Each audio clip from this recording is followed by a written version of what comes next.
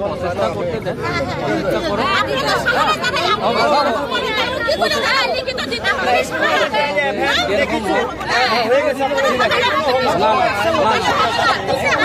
আমাদের পাবলিক গেলে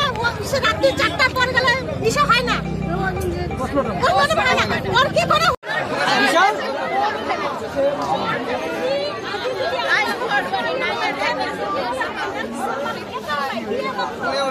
ও কন্ট্রোল করে ফ্যামিলিটা ও কন্ট্রোল করে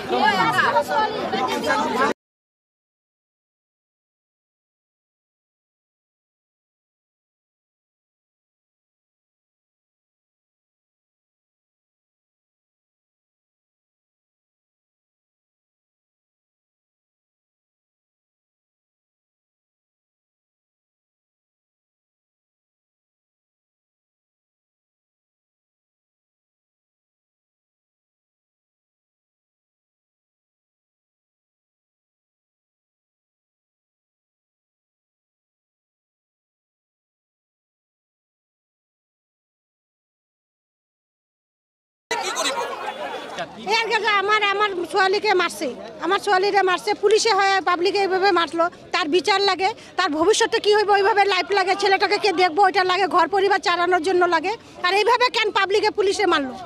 পুলিশে কেন এইভাবে মারবো পুলিশের সাহারায় আমরা দাঁড়াই পুলিশে যদি এইভাবে করে মারে তাহলে আমরা কার সাহারায় দাঁড়াবো আমরা যদি হেলমেট না পরি পুলিশে আমাদেরকে ধরে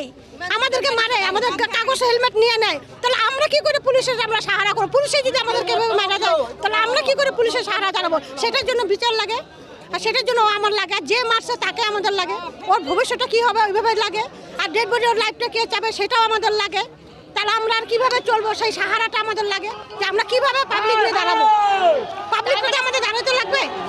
পুলিশে যদি এরকম করে তাহলে আমরা কার সাহারা ফুটপাতে দাঁড়াইলে আমাদের অবজেকশন করে গাড়ি না দাঁড়ালে অবজেকশন করে গাড়ি দাঁড়ালে অবজেকশন করে তাহলে ওরাই যদি অবজেকশন করে তাহলে ওরা কেন মারলো সেটারও বিচার লাগে সেটারও লাগে তারা বিচার কাকে হইব করলে তো হবে না আমাদের এখনো লিখিত দিতে লাগবে যে বিচারটা আমাদের কি লাগবে আমাদের লিখিত ডেড বডি এখনো আমাদের আছে ওই মোড়ে আমাদের ডেড বডি আছে এখনো ডেড বডি আমরা কিছু করি নাই আর আমরা 4টার পরে গেলে আমাদের ডেড বডি পোস্টমর্টম হয় না এখন 6টার পরে গেলে পোস্টমর্টম কি করে হইলো তা পুলিশের একটু কমপ্লেন আছে পুলিশের হাত আছে এটা কেন হইলো তাহলে আমাদের পাবলিক কেন হয় না আমরা পাবলিক যাইতে যদি হয় নাকি তাদের বিচার লাগে তারও খবর লাগে কেন ওদেরটা হইলে আমাদেরটা কেন হয় না তাহলে পুলিশের কি করতেছে আর পুলিশ কেন মদ খেয়ে আমরা পাবলিক মদ খেয়ে চালাইলে অবজেকশন হয় তাহলে পুলিশ কেন মদ খেয়ে গাড়ি চালাবে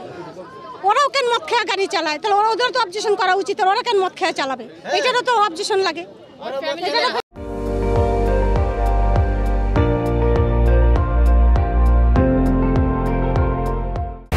আপুনি চাই আছে ND24 সৰ্বশ্ৰেষ্ঠ নহয় সৰ্বোত্তমৰ দোষ।